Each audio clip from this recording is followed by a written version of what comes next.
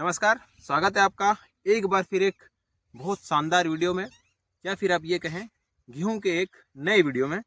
साथियों, गेहूं की फसल अभी जिस स्टेज पर है, आप इसको कह सकते हैं कि इसमें बालियां बनना लगभग सभी किसान साथियों के यहाँ पर स्टार्ट हो गई है। तो आज का हम बात करेंगे आज की कि जिन किसान साथियों ने पहले ज़्यादा गेहूं की फसल में कुछ अच्छा खर्च नहीं किया है, या फिर ये कहें कि उन्होंने जो गेहूं की रिक्वायरमेंट होती है, जो डिफिशेंसियां दिखाई देती है, उनका पूरा अच्छे तरीके से ख्याल नहीं रखा है, तो हमें अब उसमें ऐसी क्या चीज़ें डाल देनी है जिससे कि उसकी भरपाई अभी भी हो जाए और गेहूं में हम यहाँ से इसके बाद में भी अच्छा उत्पादन ले सकें। तो साथियों, गेहूं की फसल ऐसी है कि 70 दिन से पहले, जब बुआई के 70 दिन से पहले हमें जो भी चीज़ें उसमें डालनी है आप उसमें डाल सकते हो। उसके बाद में अगर आप कुछ उसमें खर्च करने की कोशिश भी करोगे तब उसका कोई मतलब नहीं रहेगा, आपका खर्च बेफिजूल होने वाला है, आपका सिर्फ खर्चा बढ़ेगा, आपको उसका फ़ायदा अच्छी तरीके से नहीं मिलेगा। तो हमें जो आप तीसरा पानी देने वाले हो या दे रहे हो, उसके पहले या उसके जस्ट बाद में हम अपने खेत पर ऐसा क्या डाल दें कि हम सभी तत्वों की पूर्ति भी कर सकें, साथ में हमारी फसल को अब हम उसमें जो कल्ले फूटे हैं जिस प्रकार ही फूटे हैं, लेकिन बालियां हम अच्छी तरीके से बना सकें, बालियों की लंबाई पूरी कर सकें, साथ में उनमें जो दाने भरने वाले हैं उसका वजन अच्छा कर सकें और उसकी क्वालिटी को मेंटेन कर सकें। तो इसके लिए हमें क्या डालना है अभी के स्टेज में, या क्या स्प्रे करना है, ये सभी चीज़ें बहुत आपके लिए ज़रूरी होने वाली है। तो साथियों, निम्न वर्ग से लेके जो बड़ा किसान है सभी के लिए ये वीडियो बहुत ही इम्पोर्टेंट होने वाला है।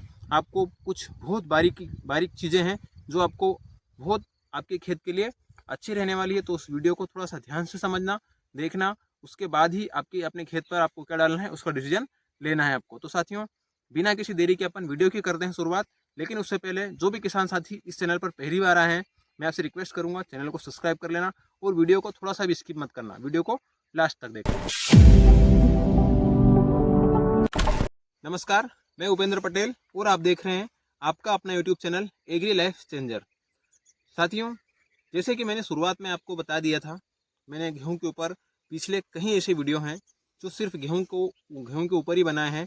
अगर जिन किसान साथियों ने व्यवस्थित अगर वीडियो देखकर अपने गेहूं की फसल में ट्रीटमेंट किया हुआ है, तो मैं दावे के साथ कह सकता हूं उनकी फसल भी इसी प्रकार लहलहाती होगी, साथ में उसमें अच्छे तरीके से बालियां बनना स्टार्ट हो गई होगी और बालियों की लंबाई पहले से जो पिछले उन्होंने खेती जब भी करी होगी उससे अभी के टाइम में कुछ न कुछ बढ़कर ही दिखाई दे रही होगी। तो मैं उम्मीद करता हूँ कि मेरे ये जो आपके लिए जो जानकारी मैंने जुटा कर आपको बताई है, इसका आपको अच्छे तरीके से फ़ायदा मिल रहा होगा। और इसी कड़ी में आज भी हम बात करेंगे कि जो किसान साथी पहले ज़्यादा खर्च नहीं कर पाए हैं, उन्हें आज के टाइम पर क्या करना चाहिए। तो किसान साथियों, हमें जीरो से लेकर शुरुआत करनी है कि गेहूँ की फसल का काम करने का तरीका कैसा है, उसमें क्या चीज़ों की आवश्यकता पड़ती है और क्या चीज़ें डालनी रहती है। तो साथियों, हम बेसिक से स्टार्ट करते हैं कि शुरुआत से लेकर गेहूं की फसल में आखिर तक लगता क्या है और आपने चूक कहां पर कर रखी। इसलिए वीडियो को थोड़ा सा बिल्कुल व्यवस्थित तरीके से देखना, हर एक चीज़ को देखना कि आपने गलती कहां पर कर रखी और हम उसको अब किस प्रकार सुधार सकते हैं। तो सबसे इम्पोर्टेंट कि बेसल में हमें क्या डालना रहता है और आपने क्या नहीं दिया हुआ है। इम्पोर्टेंट चीज़ है कि बेसल में आपने को DAP, single super phosphate, DAP के साथ अगर आप डीएपी डालो, सिंगल सुपर फास्फेट डालने की जरूरत नहीं है, आप डीएपी के साथ में यूरिया का इस्तेमाल कर सकते हो। साथ में हमें प्रति एकड़ पर 30 से लगाकर 35 किलो पोटास का इस्तेमाल करना बहुत आवश्यक है, क्योंकि साथियों मैं आपको वीडियो में आगे बताऊंगा कि कौन से तत्व का कितनी महत्व है गेहूँ की फसल में। तो ये था कि हमें बेसल में डालना था, लेकिन आपने बेसल में नहीं डाल पाए हो, तो फिर इसके लिए मैंने वीडियो अलग से बना कर रखा है कि आपको पहले पानी दूसरे पानी में क्या देना चाहिए। अब हम समझ लेते हैं इस पूरे खेल को कि अपने को इसमें क्या जो तत्व है वो कौन सा तत्व क्या काम करता है और अभी के टाइम में हमें इसमें क्या डालना है। तो सबसे इम्पोर्टेंट होता है गेहूं की फसल में शुरुआत में जो इसकी ज़रूरत पड़ती है वो है फास्फोरस की, क्योंकि जब जिसका जर्मिनेशन होकर गेहूं जैसे ही बाहर निकलता है तो इसका तना है वो सबसे इम्पोर्टेंट है, इसका उसमें फास्फोरस रहता है कि वेजिटेटिव जो ग्रोथ है, वनस्पतिक ग्रोथ है, उसमें फास्फोरस का अहम रोल होता है। बात करें कि हमने इसे पोटास क्यों दिया था, ये क्यों देना जरूरी रहता है, तो जो भी इसमें ज़मीन में तत्व मौजूद रहते हैं, जो इसकी उर्वरा शक्ति होती है उसको वहन करने का काम या अपटेक करने का काम पोटास करता है। वो उसको नीचे से लगाकर पौधे के टॉप तक पहुंचाने का कार्य पोटास इसमें मतलब पोटाश ही करता है, इसलिए इसमें पोटाश डालने की हमें आवश्यकता अधिक रहती है। यूरिया की आवश्यकता साथियों क्यों रहती है? क्योंकि यूरिया ये ऐसी फसल है कि नीचे से लगाकर ऊपर तक पूरी हरी रहती है, इसमें दूसरा कलर आपको देखने को नहीं मिलेगा।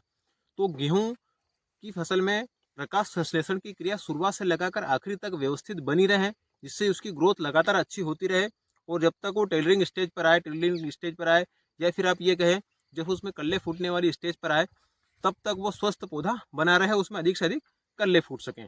तो साथियों, ये 3 चीज़ें हैं जो फसल के लिए बहुत आवश्यक है। तीनों, पोटाश, फास्फोरस और यूरिया, या फिर आप ये कहें नाइट्रोजन। ये हो गया एनपीके का फंडा।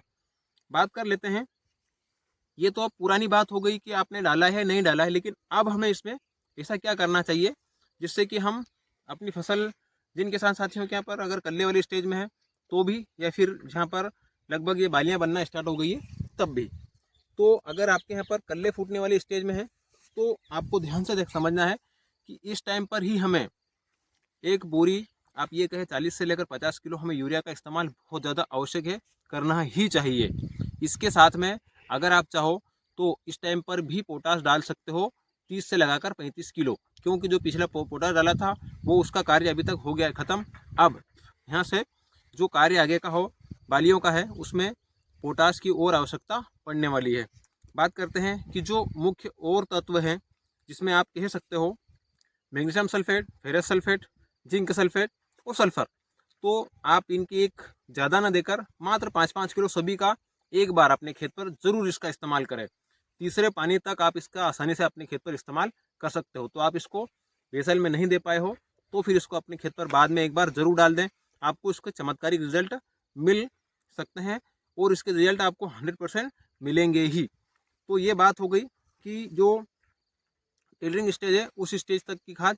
अब बात करते हैं कि जो आपके यहाँ पर बालियाँ बनना स्टार्ट हो गई है, अब हमें क्या करना चाहिए। तो साथियों, इस टाइम पर यूरिया की आवश्यकता आपको बिल्कुल नहीं पड़ने वाली है, यूरिया को बिल्कुल अवॉइड कर दें। हो सके तो इसमें स्प्रे में आप ले लें। पहले अपन स्प्रे की बात करते हैं कि स्प्रे में आप क्या क्या ले सकते हो। तो साथियों, एक घोल मैंने पहले आपको बता दिया था पिछली वीडियो में कि यूरिया के साथ में कैल्शियम, जो अपन ने चूना लिया है वो, और मैग्नीशियम और फेरस, तीनों का अगर घोल मिलाकर आप स्प्रे कर रहे हो तो एक तो स्प्रे ये हो गया। दूसरा स्प्रे आप इस पर 05234 या 0050 का प्रति एकड़ पर 1 किलो का आप इसके ऊपर स्प्रे आसानी से कर सकते हो। बात कर लेते हैं कि इसके अलावा आप क्या कर सकते हो साथियों। तो जो घोल बनाया है, जो अपन ने बनाया है वो घोल है मैग्नीशियम सल्फेट 500 ग्राम, उसके बाद भुजा हुआ चूना 500 ग्राम, उसके बाद फेरस सल्फेट 500 ग्राम, और 500 ग्राम चिलेटेड जिंक अपने को लेना है, जो कि इसमें आप आसानी से मिला सकते हो। और अगर आप जिंक को साइड लाइन भी कर दोगे तब भी इतनी दिक्कत नहीं है। लेकिन इस स्टेज में हमें खाद के रूप में 10 से लगाकर 20 किलो पोटाश और 5 किलो अपने को सल्फर डालना बहुत आवश्यक है, क्योंकि इस टाइम पर जो ओस गिर रही है तो कहीं ना कहीं अपने खेत पर बहुत सारी फंगस को, बीमारियों को आने का न्योता जरूर देती है, जिससे कि आपकी खेत की जो गेहूं की पत्तियां हैं वो पीली पड़ जाएगी। और इस टाइम पर सबसे इम्पोर्टेंट ये पत्तियां ही रहती है, क्योंकि ये पत्तियां अगर हरी नहीं रही तो फिर आप कितनी भी मेहनत कर लो, आपके खेत की जो गेहूं की बालियां हैं वो बड़ी नहीं होगी और उसमें दाने अच्छे तरीके से नहीं बैठ पाएंगे। इसलिए इस चीज़ का अपने को अवश्य ध्यान रखना है कि इन पत्तियों को शुरुआत से लेकर आखिरी तक हमें स्वस्थ रखना है। तो इसके लिए इस स्टेज में हमें सल्फर का इस्तेमाल करना बहुत आवश्यक है। तो आप सिर्फ 2 तत्व भी अगर इस टाइम में अपने खेत पर चला दोगे तो फिर आपको इसका रिजल्ट बहुत शानदार मिल सकता है। पूरे वीडियो को सारांश में आपको एक बार फिर से बता देता हूँ कि अपने को बालियाँ जो आ रही है इस स्टेज में पोटाश का और सल्फर का इस्तेमाल करना बहुत आवश्यक है। बात कर लेते हैं स्प्रे में, तो calcium, magnesium sulphate, ferrous sulphate, उसके बाद में आगे अपना जो बुझा हुआ चूना है वो, और 1 किलो यूरिया का अपने को अवश्य इसमें इस्तेमाल करना है स्प्रे के रूप में। दूसरी चीज़ 05234 या 0050 का एक बार इस पर स्प्रे आप अवश्य करें। तो साथियों, ये थी गेहूं की फसल के लिए जानकारी, जो कि आपके लिए अभी के टाइम में बहुत ज़्यादा अति आवश्यक है। तो साथियों, अगर आपको जानकारी अच्छी लगी है तो प्लीज़ वीडियो को शेयर ज़रूर कर देना और वीडियो को लाइक भी कर देना। और अगर आपको कुछ भी कन्फ्यूज़न हो थोड़ा सा भी, तो मुझे कमेंट बॉक्स में ज़रूर बताएं, मैं आपका तुरंत उसका जवाब भी दूंगा और उसका सॉल्यूशन भी 100% मैं आपको देने वाला हूं। तो साथियों, आप अगर चैनल पर नए हो तो प्लीज़ चैनल को सब्सक्राइब कर लेना, साथ में वीडियो को लाइक करने के साथ अपने दोस्तों में शेयर जरूर कर देना। तो साथियों मिलते हैं एक और वीडियो में, तब तक के लिए जय श्री राम, जय हिंद।